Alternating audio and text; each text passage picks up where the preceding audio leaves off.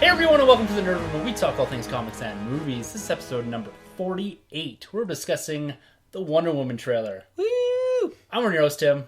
I'm Sunjay. I'm Troy. And we're coming hot off the heels of one of the most contentious, divisive elections in American history. You know what, guys? We're not political commentators. We're not going to sit here and jump into a debate that could divide some of our audience here. And this isn't a forum for us to project our political views or anything like that onto our listeners. But I do have one thing to say.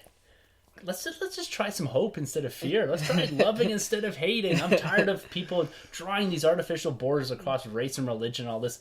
Just be nice to each other, guys. That's all I'm going to say about that. Well, Yes. I'm going to tie that in. I'm going to quote one of my favorite movies of all time, Batman v Superman. At the end, men are still good. So just remember that, folks. I mean, that's an uplifting message from one of the most depressing superhero movies of all time. Agreed. Be nice to one another. Is that... Okay, I got to ask you a question. What is the more decisive thing this year? The election or Batman v Superman? The election. I don't know. We've had more debate between the three of us about the merits of Batman v Superman than I had about Trump or Hillary. That's because we don't cover politics. This is very true. We reviewed Doctor Strange last week and we completely skipped our normal news segment. So this week we're going to go through the last 2 weeks of news, which does include a massive Wonder Woman trailer, the second trailer to debut, and probably one of the best looking films in the DC Cinematic Universe, at least from a trailer perspective. Hey, the trailers have all been great. You can't say anything about all three movies have had great trailers. I was never big on the Suicide Squad one. Really? Be honest. No, I was never really big on it. The Batman v Superman one did have one that was kind of a fail with the Doomsday reveal. Yeah, but I love the Man of Steel trailer. I love the first Batman Comic-Con trailer. Oh, I yeah. love that one. That was incredible, and I'm loving everything from this Wonder Woman Patty Jenkins movie going on here. Yeah. I know I always knock the tone of the DC movies for not having any sort of hope built into them, but the trailers really do emphasize that, and they really capture that tone. That's why Man of Steel worked for me, the trailer. Yeah. The first Batman vs. Superman worked, and I think this one works as well because it plays to the tone of the movie. Suicide Squad saw an evolution of the trailer through into whatever it turned out to be, right? Yeah. This neon light sort of giant mess of a trailer. Yeah. And that's not what the movie was. And so I'm hoping that when we discuss Wonder Woman here, that we're going to be discussing the movie. They're showing us what the tone is and the change. You see that from, I think, the colors and the palettes that they're using from scene to scene here, that they're trying to convey something completely different. Yeah. But we're going to get into all that. We got a ton of news to cover. Woo, news! Yes, so last week, episode 47, we reviewed Doctor Strange. Woo, And Doctor Strange! you've had some time to sit on to think about it, guys. Yes. Any changes and thoughts on that movie? Love this movie still, man. It's high up there on my Marvel list. Well, Yeah. I'm still teetering. I had to see it again, give it a second look. Some things I didn't like, some things I love, so I'm not going to go either way yet. I do want to have a second viewing before I make any final decisions. Tim? I'm still loving this. It's pushed me into at least attempting some of these new #1 Doctor Strange books, Doctor Strange and the Sorcerer Supreme, and it's got me a little further into going back and rereading some of the older Doctor Strange stuff to try to appreciate the character, his evolution in the comic books a bit more. Now, episode 46, we went through what I'd call a short history, a brief history of Doctor Strange in the comic books. And that's something I want to expand myself on from seeing this, because he's going to have an impact in the MCU going forward, and I want to understand this character and where potentially it could go and which stories I'd like to see adapted. Yeah, absolutely agree. I'm definitely going to pick up that Oath book, too, on trade, for sure, because I heard this movie does take a lot of bits and pieces from it, right? It's a great starting point, and that's where I kind of jumped into Doctor Strange, and it's a great jumping on point for at least understanding the character a bit more, and it kind of dumbs down and doesn't really go abstract with the art, with the magic and all that. It kind of keeps it how the movie had it. Awesome. Right? Oh, sweet. Shouldn't he be called Surgeon Strange? I mean, he's not like a doctor. He's a surgeon, right? So shouldn't that be his official title? Surgeons are doctors. Yeah, but like... it was like Don't a you watch surgeon. Grey's Anatomy? No. That's literally how I understand hospitals. That's exactly how it works. One, everyone sleeps with each other. And two, everyone has these really dramatic and life-altering conversations over top of open bodies. Yeah. And everyone's extremely good looking. Yes, that's also key for a hospital. But Doctor Strange topped the weekend box office again here domestically, North America.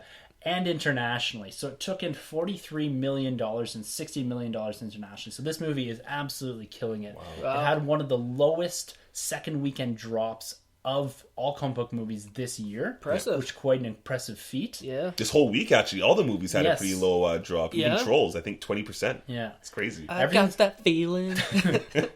Everyone's going to run into Fantastic Beasts and Where to Find Them this weekend, so you can probably see Doctor Strange at least going down to 2 or 3 this weekend. That's a lot of magic.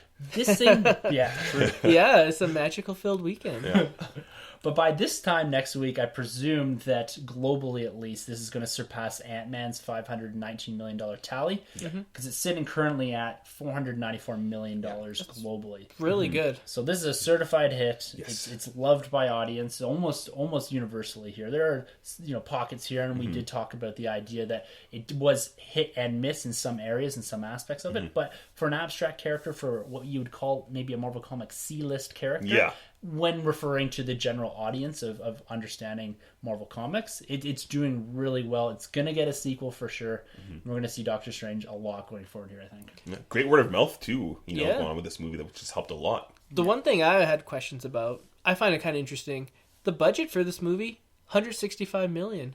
It's kind of low, don't you think? I mean, for a big blockbuster with so many cool visuals and so many awesome action scenes, I was expecting at least 200. Well, I don't know. 165 is quite a bit, though. That's it's nothing to sneeze at. When you go back to Titanic, that was $90 million to make at one point. That was like huge. That's record breaking. Yeah, but that's like 30 years ago, 20 years ago, man. I think I see that, though. 165 looks right for this movie, in my opinion, at least. Yeah, because I think Suicide Squad was... I'm just throwing this off the top of my head. 175, maybe 200. Wow. So for this to cost, and Batman v Superman 250, I think Captain Spider-Man 200, I think. 200. Amazing Spider-Man 2. Yeah. Ooh. Yeah. Civil War was 250. I'm assuming. I don't know if it was that much. It's quite expensive. It's probably upwards of 190, I would think. Yeah, look at the cast they had in there. Massive cast. Massive cast. They also got taken into consideration, too. I think some of the visuals, they're heavy visuals, but they're all more or less kind of conceived on the computer screen. It's not a lot of mocap or anything like that, right? So I don't know if there's a difference in your CG, if it's mocap, like a Hulk type thing, right. Where you're doing humans, you're doing hares, you're doing Rocket Raccoon or Groot or something, right? That's right. And locations probably, too, yeah, right? And so, exactly. Civil War had a lot of different location shoots. And even, you look at Doctor Strange, it just had the location in Tibet or wherever it was. It had the location in New York. And in the hospital. That's more or less it, right? Yeah. So you're not as diverse as you do get with some of these bigger movies like Batman v Superman, even Suicide Squad, right? Yeah. You have a lot of mocap going on there. You have a lot of cast. Will Smith, you're probably paying $20 million to be in this movie. Oh, at least, right. yeah. So you Benedict Cumberbatch is playing 2 characters in that movie. Yeah, that's how poor they were. So we have ran out of money, so you're going to have to play Rachel McAdams' character as well. Maybe just do a voiceover? Yeah. You're all the characters. Doctor Strange, Benedict Cumberbatch, you're all 7 characters in the film. Yeah. Can you also play Wong?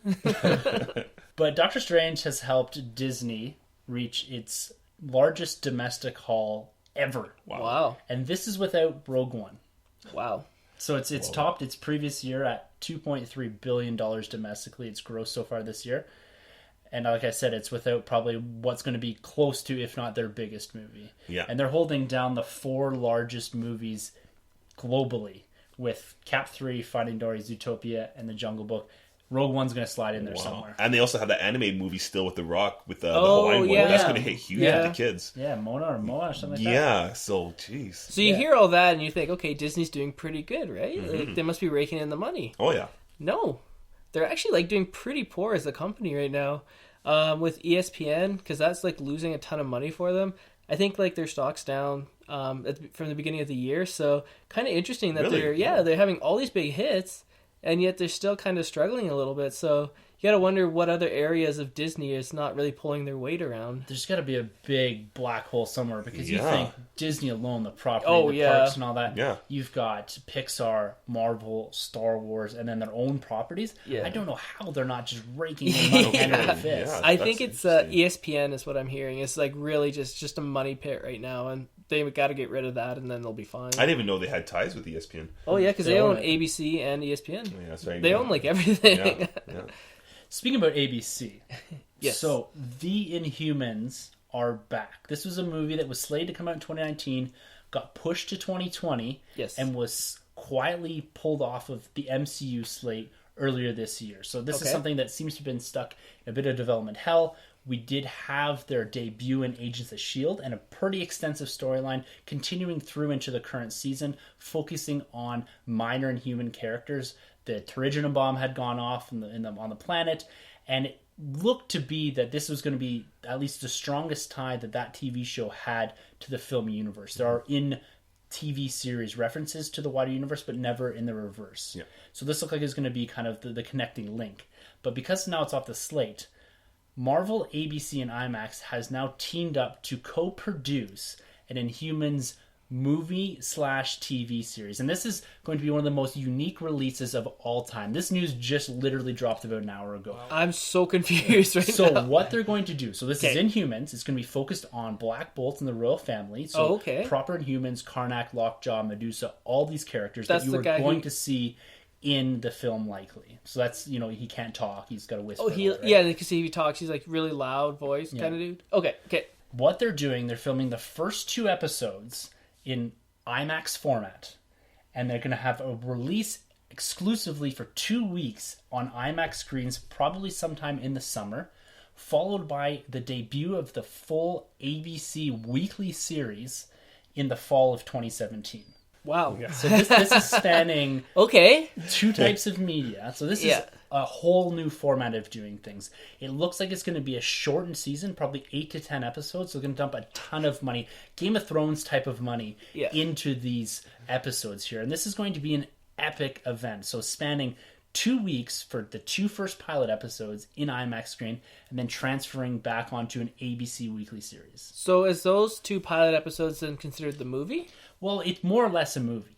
I don't know if they're going to be showing both episodes back to back, or if they're going to be essentially an hour and 15-minute long movie, so a short movie compared to what we're getting with the 2-hour movie plus. Yeah. Or if it's going to be an episode 1 week, an episode the next week, and you got to pay $20 per episode to get in. I think they're going to be re-aired on when they kind of debut in the fall with the full series, but it's an opportunity to go and see the Inhumans on the big screen. And being that they're filming completely in IMAX the same way they're doing Infinity War, they're going to probably be filming some pretty epic scenes. Yeah.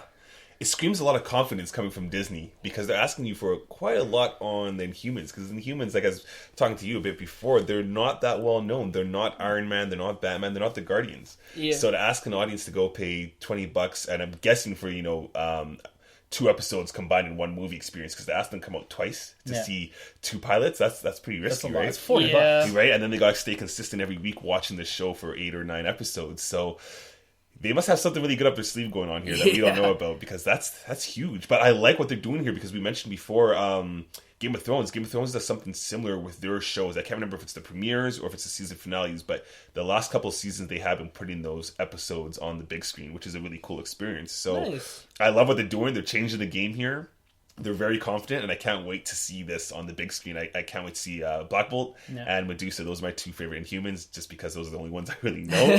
I'll be honest. So I can't wait to check that out. Yeah. I mean, I'm going to give it a go, I think. Unless it's $20 per episode, then I might just give it, because that's like 2 steelbooks, guys. So... Marvel Legends. The $20 bill should have a steelbook on it. It's like 1 steelbook. But I don't know. I mean, it's something different, as Troy said, and I'll give it a go if it's not too expensive. They might make it cheaper. $10 per episode or something. Yeah, because like Batman v Superman, the trailer, they released that on IMAX, and I think it was free or something, so you could go and like check it out. But it was just like the trailer, and then you left. So. I don't know. This is something different. I'm curious to see if this catches on. Is this going to be like a new trend where to promote like the new season of The Simpsons or something? The first episode on IMAX and then the rest on your TV? I don't know. That's right. A Netflix series? Yeah. You might have seen season 2 of Luke Cage on the IMAX. Or 8 Daredevil. Hours? Yeah. Well, they're making an event, right? Yeah. This is an experience now. This is beyond sitting in front of your 55-inch TV. This is going and seeing something on IMAX, filmed for IMAX, in a completely different format than you're used to seeing a serialized TV show. Mm-hmm. And I think this is going to bring people into it. And there's some pretty abstract concepts when it comes to Inhumans, very unknown characters, even relative to, like you said, Troy, Guardians or the X-Men or anything like that. So I've had issues getting into the Inhumans comic book. So they started, I think, 2013, 2014, trying to really pump the Inhumans. And you do see the comics reflecting at least what they're trying to do in film, trying to get people prepped for coming into a movie, introducing new characters. And the Inhumans have always been something I've struggled with because it seems like every time you turn around, there's a new Inhuman with a new power, and it's a power of convenience, and we need a villain to do this. And you see that in Agents of S.H.I.E.L.D. even sometimes. It's like you have just odd characters, almost like Freak of the Week type thing, where you just have an Inhuman shows up and they can do X thing. They can turn into rock. They have electricity. So it's going to be kind of corralling a lot of that power sets in and trying to make these characters at least relatable. And there was talk of Vin Diesel playing Backable, so I don't know if they're going to bring in, big actors to play these characters. That's a big budget. So I don't know how this is going to work, but I'm really excited for this, and it's, again, expanding on the MCU. They're, like you said, Troy, changing the game. We went down the Netflix series path with Luke Cage, Daredevil, and all that. Change the game. Now we're jumping into something completely different format, serialized Inhumans. I think they're going to benefit from a serialized TV show. Because you can expand on these characters, you can grow with them. You're not relying on setting a foundation of a universe again with multiple characters in a 2-hour movie. So I think this is going to really, really benefit the film itself, or the TV show itself. Right. Sticking with Marvel, so I gotta get your input here, Sunjay. So okay, Marvel has now rebooted, or soft rebooted. If you can even call that their comic line again. So we had come on, guys. We went out into the Marvel Now in May of 2015. Okay, that was followed by the all new Marvel Now, followed by the all new, all different Marvel, and now we're back to Marvel Now. So this is our new post Civil War II line. Okay, and this is going to be expanding on some of the characters and the fallout from Civil War II, and a whole bunch of new number ones, and then revisiting some pre-Secret War stories. I just got to get your thoughts on, from an outsider's kind of perspective here. We've just gone through DC Rebirth, which is kind of flattened out this universe and really expanded on some of our mainstay characters and trying to fix some of the missteps of the New 52. What are your thoughts as an outsider of what Marvel continues to do in almost a season of Marvel, as they're constantly changing, similar to what a TV series does every season? It updates you and it gives you an avenue into the comic books. Like, what are your thoughts on this? Well, okay, I'll start off. Marvel, they do a lot of things well. Some of the best comic books we've ever gotten are from Marvel. Some of the best movies, TV shows, cartoons, action figures. Marvel is a pretty successful company. But this drives me crazy. Like, I'm sorry. I was waiting for that. Here's the thing, okay? Okay, so you got your competitor, DC Comics. They've rebooted 3 times, like, renumbering 3 times, I think, in their history. And Marvel's renumbered 3 times since I've read comics. Probably even more. Well, they're on their 4th since May 2015. Yeah, so since May 2015? I believe so, yeah. So it's not even been 2 years? Mm-hmm. Yep. So every 6 months, they're rebooting. Scary. Well, it's not really rebooting. It's just renumbering and trying to provide avenues in for new comic careers. Yeah. But you see in a lot of these series, it's not really that. Yeah. And like, you look at The Unworthy Thor #1 that came out. It's fantastic, and I would highly recommend getting into that. But it picks up on Original Sin and pre-Secret War storyline of Thor. Right. And even some of the Thor's book that's tucked within the Secret Wars large event. Right. Yeah. And it picks up on all that. So you have to read all that. It's really confusing if you haven't read that stuff. And I haven't read the new Avengers, but Troy, you're saying that it has basically ties to the all new, all different Avengers, right? Yeah, it's still Mark Waid that does that one. It's cool. I really like what they did with the all new, all different Marvel line with Avengers, but the art here is a little funny. Mike Del Mondo, I believe, is the artist for this one, and it's a little abstract. It doesn't really fit Avengers. When you think of Avengers, you think of mighty and epic. Yeah. And this story is a little linear. It's Kang the Conqueror who's back in, so that's always cool. That's always a cool thing. And Spider-Man's back on the team, so that's always cool. And he's kind of like the Iron Man in a sense where he funds the team because he has Parker Industries, he's rich, so he's on the team. But they kind of form this new team, and it's kind of random. They meet up with Hercules, and he just kind of stumbles along and joins the team. So I don't know. It's not a great first number one. Yeah. That's for sure. And the problem is with these comic books right now is, and I'm not bashing Marvel here. I'm going to read this until the day I die. But they're doing the same thing they did with Secret Wars. Is they have all these Marvel Now books coming out, all these new number ones, and they're the fallout from Civil War 2, and we still get 2 issues of Civil War to come out. Exactly. And so I'm not doing the same thing I did with Secret Wars, is wait patiently for it to end before I Can't do it. because I'm still behind, I feel, from that event. For that sure. I still have never really caught up from waiting 2 months for that event to finish to pick up on all the new number ones. Yeah. And so I feel myself lagging here, so I'm trying to jump into these books early and get a real first impression of these. Because like I've always said, with trailers, with comic books, you have a trailer and you have a comic book to hook me. If you can't do that with a number one, I'm out. Yeah. And some of these books are doing that. Occupy Avengers, another great one, focusing around Hawkeye, focusing on the little man, kind of a Robin Hood-esque type story. Cool. Great story. Nice. Troy, you're saying Prowler number one is good? Prowler number one's cool. The Hoagie Brown. This guy was an inventor. All right, and he works with Spider-Man. He actually used to be a bad guy, but now he kind of fills in for Spider-Man because he's such a big time superhero now. And he's basically been killed by the Jackal, but he's been brought back to life, and now he's working for the Jackal, even though he doesn't know his full intentions, whether they're good or bad. So it's a great pickup. I like that one. So pick up Prowler number one. So you got the Prowler. So did he just like roam around neighborhoods, peeking in windows at women as they change? Sounds bad. No, Prowler's been around probably late 80s. Oh, I'm sure Prowlers have been around for a long time. He's been around. He's been around for a while. He kind of has like the Wolverine claws, kind of Batman Moon Knight like. Oh, okay. He's a really cool character. They're giving this guy a hard push. Tim and I were talking before. I really think this guy's going to pop up in probably Homecoming, or at least in the Spider-Man universe movie, cinematic universe at least. Oh, okay. He'll pop up, but he's cool, and he's it's a great pickup. So check it out. Sure he is. Sure he is. Do you know who's cool? The Vulture, guys. I mean, he's 80 years old and he can fly. He's super cool. Michael Keaton. Yeah. Michael Keaton, that's right. Big news, yeah. Yeah. I think look for cues here, though, because I really think that you're correct here, is that a push for Prowler, and I wouldn't be surprised if we get a Marvel Legend, because we've seen cues that we get Hellcat and all these figures that pop up, and then all of a sudden they're in Netflix series. Exactly. And you get their comics pushing here just to test the water for these characters. That's right. And then they're in the MCU movies. That's right. Mockingbird too, I think, right? Is it? Yeah, exactly. Yeah. And so you see a lot of these. And there's a couple other comics coming out. There's Black Panther in the World of Wakanda. Right. So That's that cool. dropped last week. And there's Clone Conspiracy starting up here.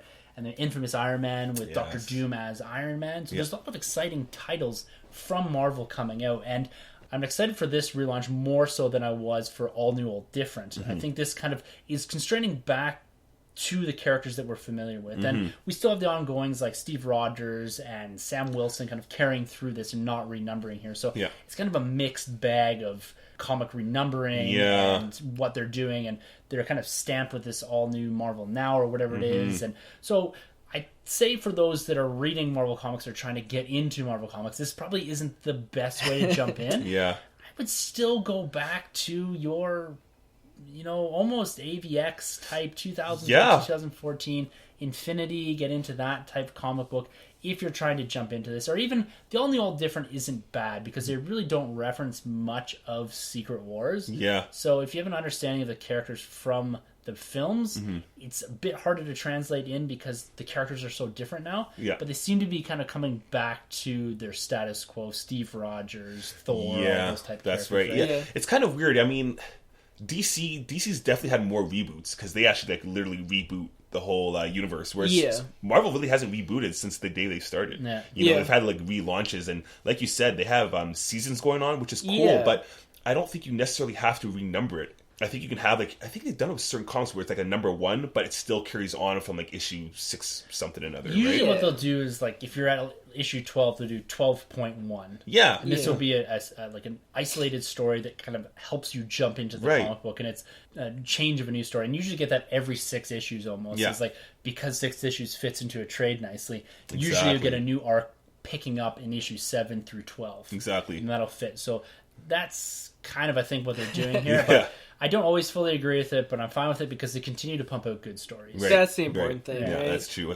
I mean, it would be cool to see, like, you look at Action Comics and Detective Comics. It's cool that they went back to the original numbering. I love that. So, like, we're going to get 1,000 pretty soon here. Exactly. I mean, you know, I love Marvel, will we ever get 100 again? No, like my Spider-Man, Amazing Spider-Man ended at 700, and then we got Superior Spider-Man, and then I wish they went back to that numbering of the 735 or whatever have you, right? Yeah. So I guarantee what they're going to do when they get close to 800, they'll pick up the number. I again really for hope so. Anniversary issues, they're going to do that every single time. I really hope You'll so. see it go from probably like 795 through 800, 805, and then it'll come back to number 1 again, and then go for 900 issues, right? Yeah, because I got those short boxes to fill, guys. I'm telling you. And Thanos, my man. Yeah. His ongoing drops this week. I'm That so is excited awesome. for this comic book. We've had some really good miniseries. He's coming big time in the MCU. He's getting his ongoing series here, which is going to be, again, going a bit into his backstory and then forward going. He's back. He was eliminated in Secret Wars, but he's coming back. He's popped up back again in Civil War 2 and had some push in there as well. And he kind of was the one that, spoiler alert here, killed Rhodey. Yeah, he's Whoa! putting a name Come out there on, for himself, guys! right? I was going to read it. Nope. And also announced was another Star Wars series. So we saw the end of Darth Vader, and we got Dr. Aphra #1 coming up here in December. In February, just announced today on Monday as we're recording, Darth Maul 5-issue comic book miniseries. Nice. Old master. Yes, Yeah. it's going to be going back and telling his origin. It's going to be a pre-Phantom Menace timeline or time frame set comic book exploring Darth Maul's training and relationships with Darth Sidious. Oh, and man. I just can't wait. This is going to be our earliest canonical piece of material in the Star Wars universe. That's really so exciting cool. to see that announced. 5-issue miniseries. They've been killing it on these, keeping it short, keeping it simple, not dragging on the story, and getting straight to the point. I'm really excited for this one. I can't wait. I know the Plagueis story isn't technically canon, but it hasn't actually been dismissed in the new Star Wars, so I'm wondering if any tissues will be pulled or any strings will be pulled. Sure there will be. You know what I mean? Because that'd be pretty cool to see if Plagueis is even around during that time, if he wasn't killed off yet, right? All right, now shifting gears to the DC universe. Now, everyone was freaking out on the internet about this. Young Justice Season 3 on Netflix. Yeah! I have no idea what this is. All right. So Can you guys enlighten me? are you sitting down, Tim? I'm prone. Okay, I want you to Flat my do a visualization exercise with me, okay? All right. Okay, close your eyes. Okay, now you're at Skywalker Ranch, and George Lucas comes up to you and says, Tim, I got this great idea. We're going to do prequels to the Star Wars movies, and I want you to write The Phantom Menace. Okay? I'm in. Yeah, you're in? That's what it feels like to get Young Justice in. Like, that is like the level of excitement as a Young Justice follower. Yeah. Like, here is a show that we thought was dead, buried. Yeah. It was gone. We're not going to see Michael Jordan play any more basketball games. Unless we put in our Space Jam steelbooks, which hit the stores tomorrow. You know, we're not going to see Wayne Gretzky play hockey Is that a real again. thing? Yeah, the Space Jam Yeah, you're talking about steelbook. that, yeah. 20th anniversary tomorrow. There you go. You in? You all know where Sunjay is. Absolutely not. We won't see Gretzky play hockey again. We won't see another, like, Titanic movie or, you know, some of the stuff that's the greats that are gone. You know, X-Men, the animated series. Not seeing that again. Batman, the animated series. Nope. But it lives in the comic books. But- X-Men 92, go check it out. Yeah. But, okay, so here's the great thing about Young Justice. I feel like it was the first TV show or movie in DC history to really shine the spotlight, but not on the big three, which is Batman, Superman, Wonder Woman. It gave a light to lesser-known characters like Dick Grayson, and he became Nightwing? Yeah, he grows in that. From season 1 Yeah. to season 2, you get the original Boy Wonder becoming the man himself, Nightwing, the best DC character ever invented. You heard it here Wow. first. Love that guy. That's my favorite DC character. Just Can't love the tell. dick. We'll stick with Richard. Just call him Richard.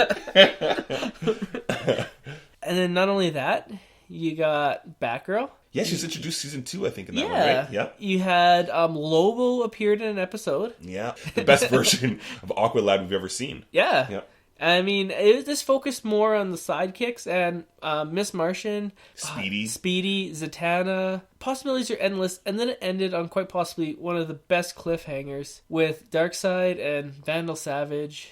renewing alliances as you will, and then you're just like, all right, let's see them go to Earth and let's see the Young Justice team take them on. And then it's done. It's done. And then, this is so cool going into Justice League. I mean, I don't know. It hasn't been confirmed. Actually, for Aquaman, it hasn't been confirmed, I believe, if Black Manta's in it. Oh. But if you go back and watch Young Justice, yes, this will educate you on that character, and you will love this character, and you'll hope to see this guy in an Aquaman movie, because what this show does for not only just the sidekicks, but for the villains too, you really get a whole new grasp of the DC universe on another level. So I can't wait to see season 3. I can't remember, was Donna Troy in this? I don't think she was, but she might have been. No, I don't think Donna Troy was in this one. No. It's like a good show with like characters that you don't really get a lot of press for in the DC universe. So it was really cool to see a whole spectrum.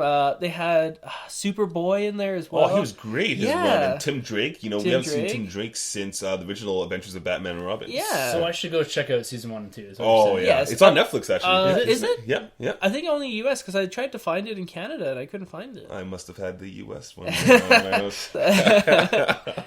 So yeah, I mean, they haven't announced if this show's going to be on Netflix or CW yet. Mm-hmm. I hope it's on Netflix. It'd be really cool to have it all out at once. It'd be the first time ever I could binge watch a show. Yeah. You think they'll do another time jump like they did? Because I think from season 1 and 2 it must have been 5 years. Yeah, because Menton's grown quite a bit. Right? Yeah. He went through puberty. His voice got deeper.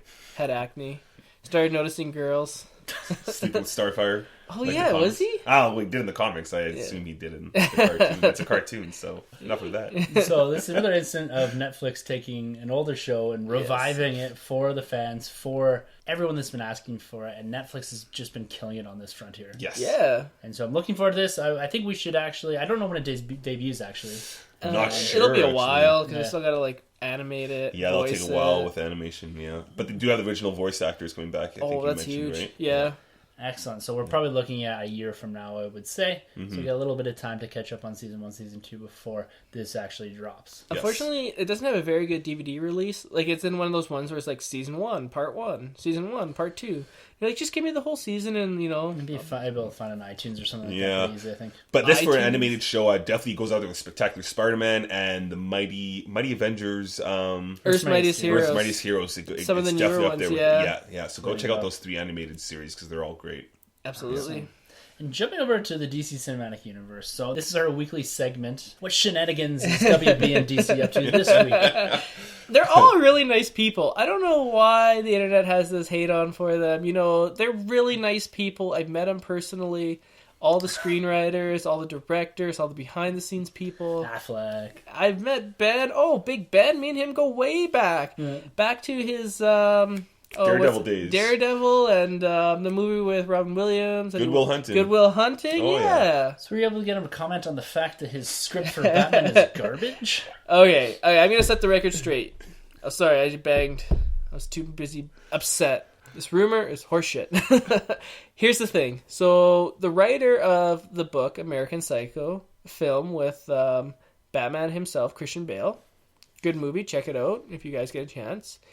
He did an interview, I forget with who, and he says, oh, I went up and I heard from a friend of a friend that they heard from the executives at WB that the script is so bad that they have, 30% of the script is garbage, but they said it doesn't really matter because 70% of the money comes from foreign countries anyways that don't speak English, so it doesn't matter.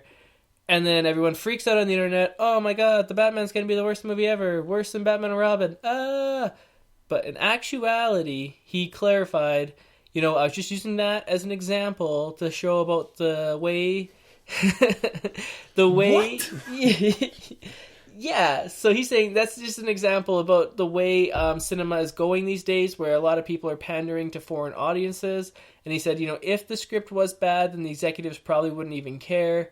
So it's a nonsensical, a friend of a friend of a friend rumor. I put zero stock into this at all. Yeah. I think it's just stupid and should be dismissed and should be left to die with, I don't even know. The rumors that Suicide Squad and Batman. Exactly, because we all know how much... I gotta get my jab out. That wasn't a jab, that was an uppercut, man. Still sensitive, okay? I don't know. I think there's probably a little bit of truth to this. I wouldn't say it's probably a mess or a garbage or anything like that. I find it really funny that there's this guy going around saying, Batman script's a mess, and then coming back and saying, no, this is a social experiment Right. because I just want to prove that the internet's fucked up. But it just seems funny that this constantly keeps coming out. Now, my guess is that Affleck hasn't really had much time with the script, and his track record is really good with directing and writing and all that. Yeah. So the confidence is there, and I don't think as a fan himself, from even the sentiment and the way that Batman vs. Superman was received, how he felt about that, I think he probably took that really personally. Oh, yeah. And isn't going to let this Batman movie, even, it doesn't matter what the executives say on that, he's going to make a good movie. He's a filmmaker, he has passion in what he does, and that's what you need on a project like this. Someone that cares. He's a Batman fan through and through, and he's a capable director, a capable writer. And so I have the utmost confidence that, yes, the script may be in a bit of disarray right now, but he's probably at his first, second, third draft of this thing. Some of these things go through numerous rewrites and edits and all that to make sure it fits not only into the continuity that they're building, but also the character itself. And trying to bring something new, a different spin to Batman is really important. So it may take a few drafts to kind of iron out some of the wrinkles that this character has in this universe already, as well as what's kind of being pulled out of the Justice League movie too. So I agree with you, Sunjay, that it's probably a lot of crap. There's probably a little bit of truth to it in the end of the day, though, because my opinion on rumors is they're somewhat always seated in some sort of truth or reality, and they're just kind of blown up like telephone tag, right? It's he said, she said type thing. Yeah, no, I think we're in good hands. I mean, first of all, Batman's the flagship for WB. This is their baby. They're not going to let anything happen. Ben Affleck's track record is great. He's done Argo. He's done Gone Baby Gone. He's done The Town. I mean, this guy's great. He knows what he's doing when it comes to directing. He has a Batcave in his house, for crying out loud. This guy loves the character. He's going to treat it right. So I don't know what this whole source is or what's going on there, but I think we're all in good hands here. I mean, I have some pretty big confidence in the Wonder Woman movie, and I have a lot of confidence in the Batman movie, if anything, in this DC extended view. So, did you guys hear the rumor about Justice League? That it's awesome? Yeah, I've heard a rumor. So take this as much grain of salt as the Batman script is garbage, I guess. But this might be a little bit more reliable because I like this rumor better. But they said that this is something that's totally different than anything Snyder's ever done before. They've kind of reined him in a bit with this Justice League film, and they said it's just spectacular. But who's saying this? Is this the executives Sunjay again? saying this. Because the executives came out saying they got the first screen of Batman vs. Superman, and they said this was incredible. They gave it a standing ovation. Right. And exactly. I did too. And I did too. Yeah. I might have been the only one. I slow clapped and no one continued. It's like, this isn't how it goes in the movies. You guys are supposed to clap with me. Yeah. I kind of said clap, but I missaid it. Like, you guys are supposed to crap with me.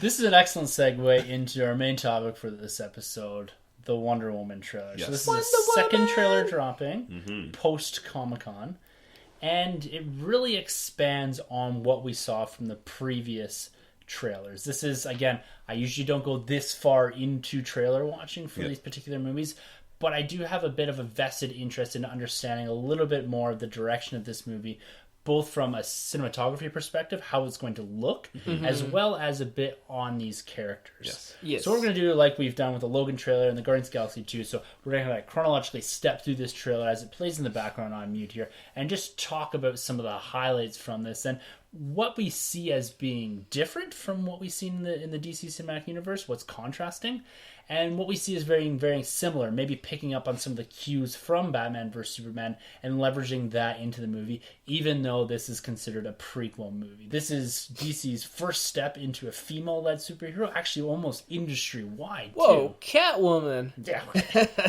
Elektra, and Supergirl. actually, going off that, they did actually just announce, I think today or yesterday, they got a writer for Birds of Prey, the Harley Quinn movie. That looks really good from what I've the rumors from what I've heard. No, I'm just kidding.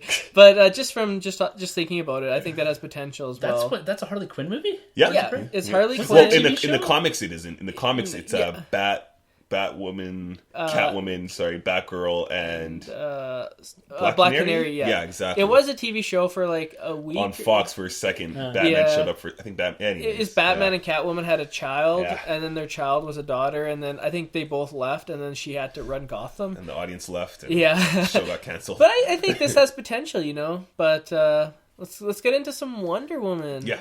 Okay, so we're just loading it up now. So here we go. She's opening up the briefcase there, and if you look to the left of her, you see a handwritten note by Mr. Bruce Wayne. Oh, nice pickup. Yeah.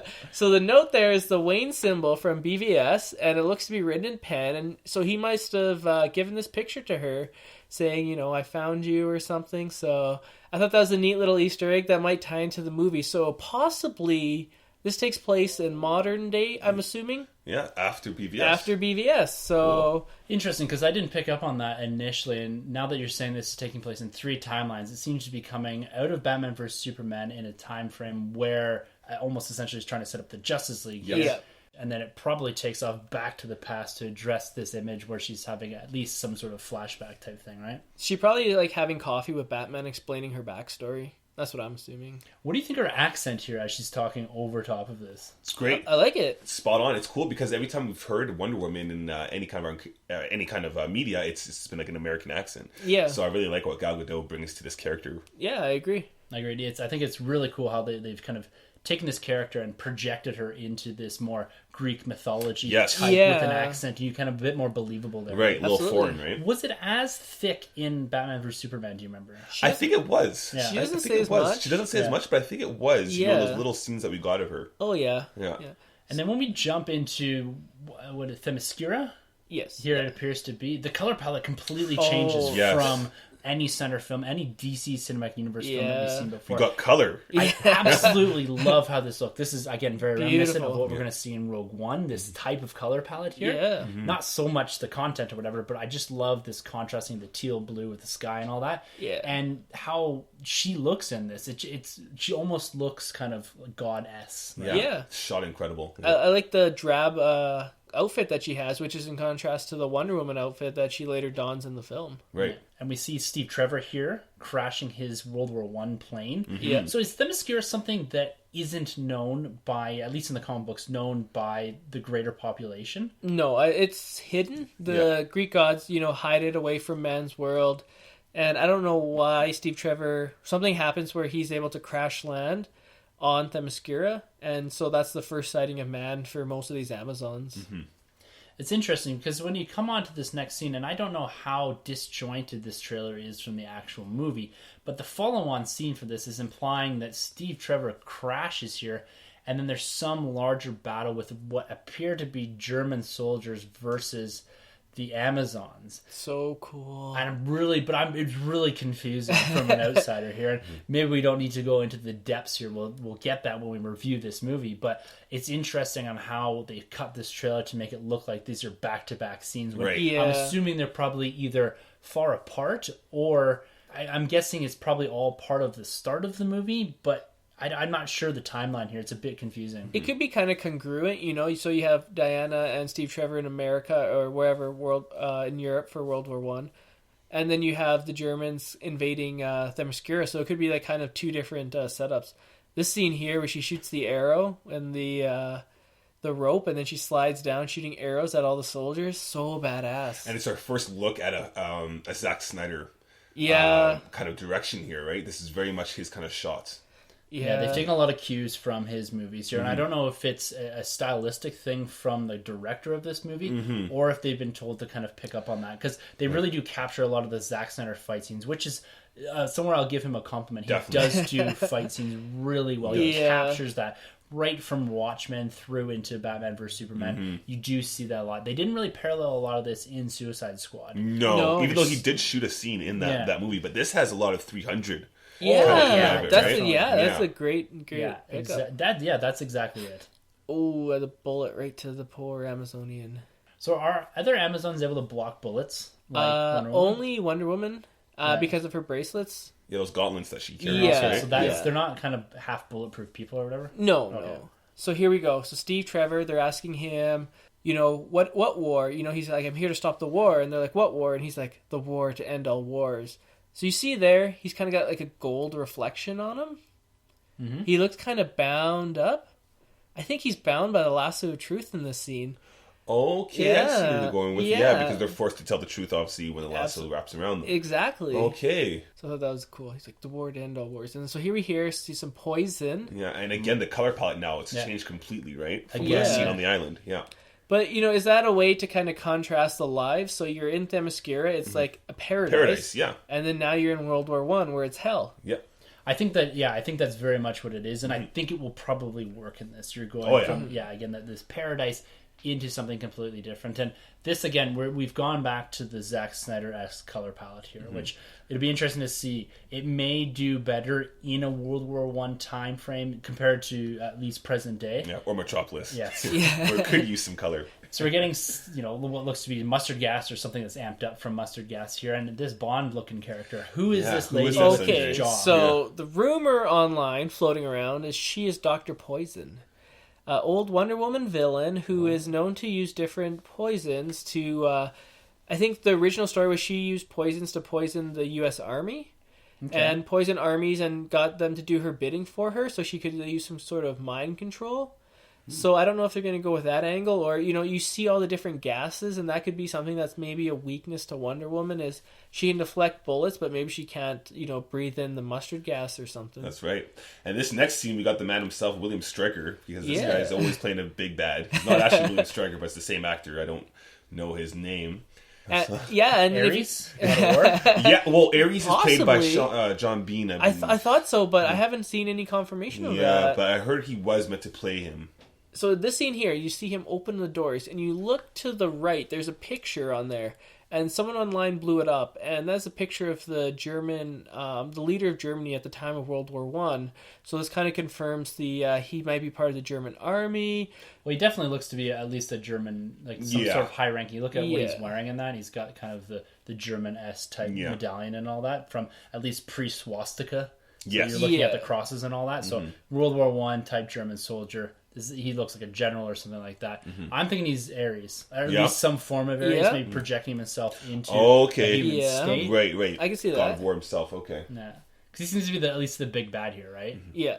You see some more Amazon shots, and so this here, she picks up the sword, she picks up the shield. Now, is that sword the one that we saw in BVS, the same one? Because whenever she does, that sword is the sword of Zeus or whatever they say. And obviously, Zeus in the comics, New 52, that's her dad. So I wonder if they're going to play off that, and that could be the same sword, which would be cool because she does have a little connection with that sword in BVS, right? Yeah, no, totally. So here, this scene, she's looking at her Wonder Woman costume, which she'll adorn later on.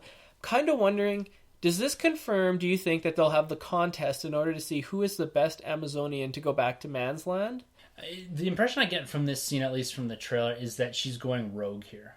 Is that there's been some decision by the Amazons not to go to the aid of man to fight this war for them, and she's in there stealing this stuff and going to steal the costume. And I didn't pick up that the costume was actually in the front of this scene. So is a Wonder Woman costume more of a ceremonial type costume that's adorned by a particular type of Amazon, or what is it? I think it's different origins, but from what I remember, it was given to Wonder Woman because she won the contest as the best Amazon. But because it was red, white, and blue, because she's going to the USA, they said, these colors adorn the country that you're going to.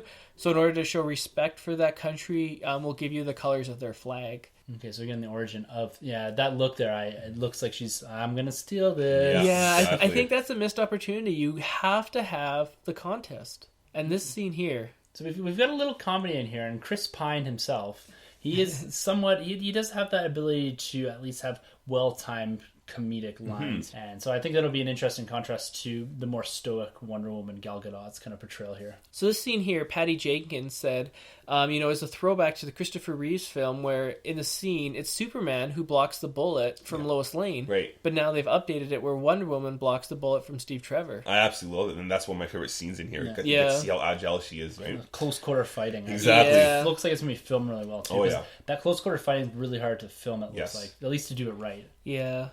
The costume design is going on here, right? It's great. It really captures the moment of that time. You don't see a lot of World War I films, eh? It's mostly World War II.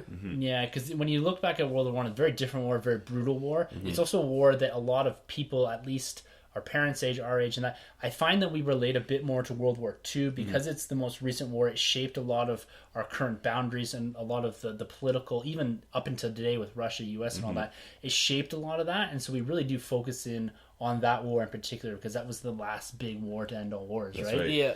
It'd be interesting to see them leveraging a bit on World War I here. I think it's a good play for DC to go after this instead of trying to recreate a bit of the Cap scenario. Yes. Yeah, that would have been straight comparisons throughout. Yeah. So here we have her coming out of the bunker. Yeah. The guy seen it in the background there is amazing, man. his face. Just blocking the bullet. And the costume. This costume is great. It looks way better this time around than the BVS, obviously, because it's more current. So you get the full color going through. Yeah. And again, that's the kind of the key thing with this trailer is the color, right? And even here, when we're getting the explosion of the plane, we're back onto kind of the modern battlefield here. It lightens up again. Yes. It's not dark. Not everything's at night. Not everything's piss and rain, right? Yeah. I like that. I like how they're changing the colors. And then that scene there is, looks like it was taken directly from BVS, where Batman comes through the warehouse window. This time it's Wonder Woman through the warehouse window. Yeah. Are they going to do a Chris Pine, I am the grandson of Steve Trevor in present day, and have him play the love same interest type I thing? think they've said no. I think No? he said no. He's not doing that. Because I like him in these type I of know. movies. I know. He's a great, I know he's a supporting character here, and Yeah. he can lead a film. He's done that with Star Trek and other movies, but he's a great presence, and I think he's going to do really well in this movie. It's going to be a shame not to see him in present day. Yeah, it would be a little weird, right, to see the same character play Yeah. the grandson, right? Strange. Yeah. But there's a reason why Wonder Woman left man's world, right? She says that in Batman v Superman. So maybe, the death of Steve Trevor or something is enough to push her over the edge to not want to come back. Maybe. Yeah. So here we get a good look at the lasso of truth. Yeah. This just looks great. After seeing Doctor Strange, especially now too, I'm really stoked to see what they do with this this whip. Yeah. The fight scenes in this just look incredible. Yes. Yes, and the slow-mo, I sometimes have issues with it with the way that Snyder's filmed this, but some of these scenes, like the fighting looks incredible. Yes. Yeah. A lot of slow-mo they've taken advantage of here, though. So I'm wondering if that's going to wear a bit thin in the movie, if every fight scene is in slow motion, or if they're going to take advantage of doing particular scenes in slow-mo and then really speeding it up. Because the way that she moves and her agility in that, like you mentioned, Troy, benefits from going quick. You slow it down like that, it really hampers like the agility of Wonder Woman. Oh, yeah. Yeah.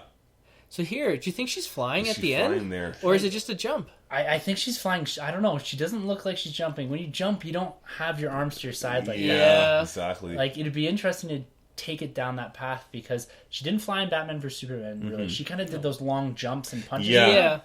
And that's where I like Wonder Woman the best, is when she has like the long jumps. I did like how the New 52 handled it, where she did get the feather from I can't remember one of the gods and gave her flight.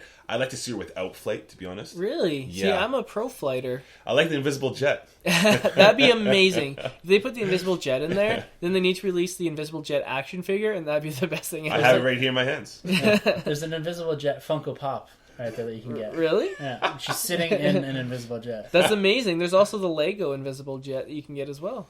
Sweet. So what do you guys think of them bringing back the most awesome theme music, Is She With You? And the WWF logo? Yeah. I hate her theme music. Why? It's so good. Like, I don't know. It just, like, you go through this whole movie and this trailer looks really good, and then you get to this, I'm like, ugh, come on, okay, guys. next time you're going to the gym, Tim, well, that rhymed. Okay, play this theme music and you'll get pumped up, and I bet you'll lift like 10% more. Yeah, see, it's funny, when I watch these Marvel movies and all these other movies, and they all have their own little themes, I like them. When I first heard this theme in the BVS, I hated it. I thought it was horrible. But then I think when I saw the theatrical cut and the more I listened to it, and then this trailer came out, it really hit me, and I really like how it's her own sound. It's so different than everyone else. Is it Hans Zimmer that did this one as well? Junkie XL. Junkie XL did this one. Yeah, that's great. Yeah. It works for me in this trailer, but with BVS the first time watching it, I hated it. It took me right out of the movie. I like it because, in the comics, you always see Wonder Woman going to rock shows and rock concerts. Yeah. So, the guitar and stuff, it makes sense. Yeah, and she had that rock look for a little bit in the late 90s, I think. Yeah. I don't know. We'll see. I'm still not a fan. And then here we see, our friend Lucy Davis playing Etta Candy there. Yeah, some comedy going on. Yeah, I think hopefully that they have this weaved in there nicely, where I'm not going to say Marvel type, but at least something that we've seen the color palettes here, we've seen the lighting up of the scenes. Yeah, hopefully we see a lighting up of the dialogue. Yeah, as well. treat it like Doctor Strange. Honestly, Doctor Strange handled the humor so well. Yeah. See, I'm gonna go the other way. Keep it different. You can have a great action film with a little bit of comedy here and there. I'm thinking Lord of the Rings. They had good comedy sprinkled throughout. Yeah, just keep it like that. Keep it light, but make it work, right? Because it wasn't working in BVS. Yeah, you need to have the characters, and I think they did this well in Doctor Strange, and hopefully here, you need to have the characters, I'm going to say like a Han Solo character, that calls out the ridiculous ridiculous things in the movie. Yeah, so Yeah. mumbo jumbo. Yeah, exactly. As a viewer, you're like, that's ridiculous. And then you have a character that says, that's ridiculous. Yeah. You're kind of like, I can relate to that. Yeah. This is fine. I Exactly. can accept what's going on. Yeah. We're in a comic book movie here. We're chucking Wonder Woman into World War One the same way we chuck Captain America in World War Two. Yeah. Some of these concepts, these elements of these movies are absolutely ridiculous. Yeah. But if you have characters that call this out within the movie, I think it makes it just a bit more believable. Yeah, speaking for the audience themselves, Yeah. right? Yeah. She seems to be getting, Etta Candy will probably be the comedic relief. Yeah. And, she may be the Han Solo who points out the ridiculousness of the some of the scenarios of the film. Yeah, and this is both trailers they've ended with her on a Yes. comedic beat here. So Yeah. I'm hoping they're not giving away all of her Yeah, lines. I hope so. And hopefully they hit a bit better here. They're they're out of context, right? So it's hard. Yeah. But you're trying to at least get that idea that there is going to be some of this contrasting dialogue between Etta Candy and Wonder Woman here, and that relationship growing. So the tough thing about this, in the same way with Captain America, is a lot of the relationships that you do see developed in this movie, you're not going to see going forward in a sequel, Yeah. right? And so that makes it sometimes hard to grasp these things. Like Captain America was fortunate enough to be able to pull Bucky and those type of concepts in Arnim Zola, Yeah. probably Yeah. Red Skull eventually. You can pull a lot of those characters through. Maybe you can do that in the Wonder Woman universe, but what's hard about period pieces is that you grow attached to a Steve Trevor or something like that, and you can't pull those characters all the way through without doing something like a time jump or a grandson of Steve Trevor type thing. So, I think it's going to be a good standalone movie. Just listening to myself here, I feel like I'm somewhat exuding confidence in this movie. Yeah. And I like the look of it here, and I'm excited to see Wonder Woman on screen in her own movie. And I wouldn't say that she was the breakout that a lot of people say she was in Batman vs. Superman. But again, I'm really looking forward to this portrayal, something different, going Greek, World War One, modern day, to see if they can handle jumping around the different timelines. Yeah. Yeah, no, I agree. I've been super set for this movie since it was announced. Gal Gadot, for me, killed it in Batman v Superman. And then the first trailer we got with Comic-Con was just blew me away. Yep. I think this trailer is even better than the first one, personally. Yep. I think it shows a little bit more. It's shot better. Yeah. I mean, they had a little bit more time with this. Yeah. Do you think they're showing too much too early? Because we're still 7 months away. No, I think they need to show this just to let people know that Doctor Strange was coming out actually during this time, so I think DC wants some attention. Like, hey, look, we got a movie still coming out here, so pay attention to us. But I agree with you completely there, Sunjay. The trailer for me, the first trailer from Comic-Con, won Comic-Con for me, and I've been excited for this movie since BVS. So can't wait to see this in March. June. So it'll be interesting to see this go up against Logan, because I think Logan's kind of close to that. March. Logan's March. Okay. This was originally set to go against Transformers, but then they're like, Transformers is like $1 billion juggernaut. Yeah. So they moved it forward 3 weeks Yeah. to get away from that. So Smart move. Yeah, it is, though. I agree. It is, yeah. I agree. I'm super excited for this. I mean, there's very few people online that are ragging on this trailer, so that's a good thing. This is Jeff Johns' first kind of hand in the Yeah. pocket Project, type thing, right? Yeah, so he has some like influence. How much influence? We don't know. Yeah. He could just be a name out there that Could just be a gets Steven like Spielberg. Yeah. Well, he actually studied under the Superman 1 director, Richard Donner.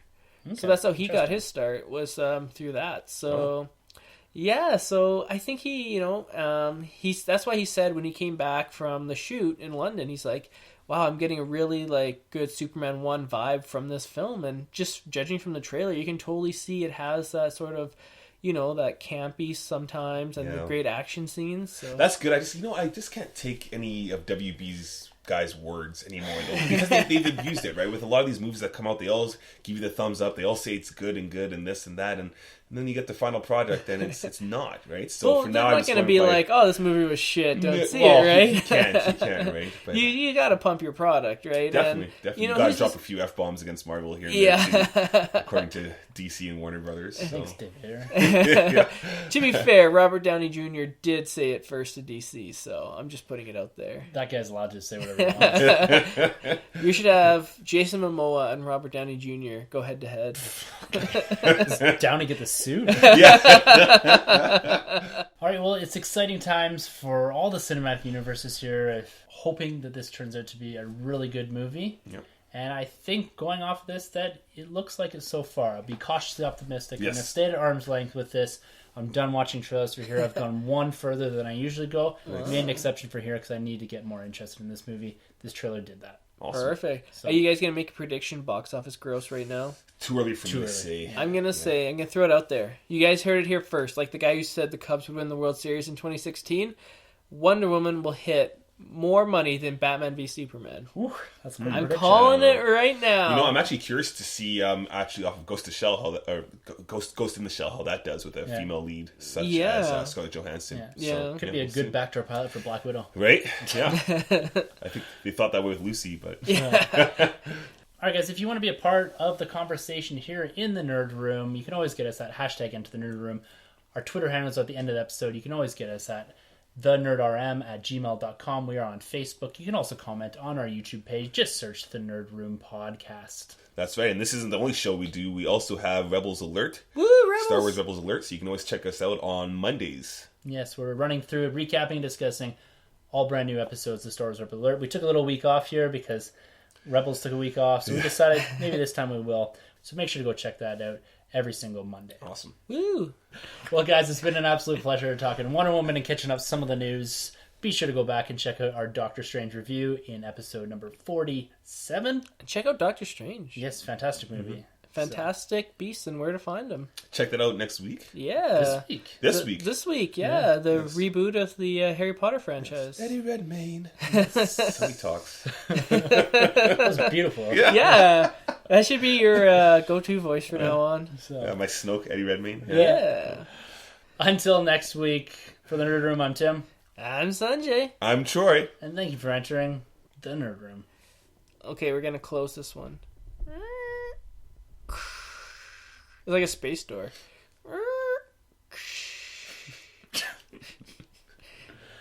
We are out. Don't forget to subscribe and rate and review us on iTunes.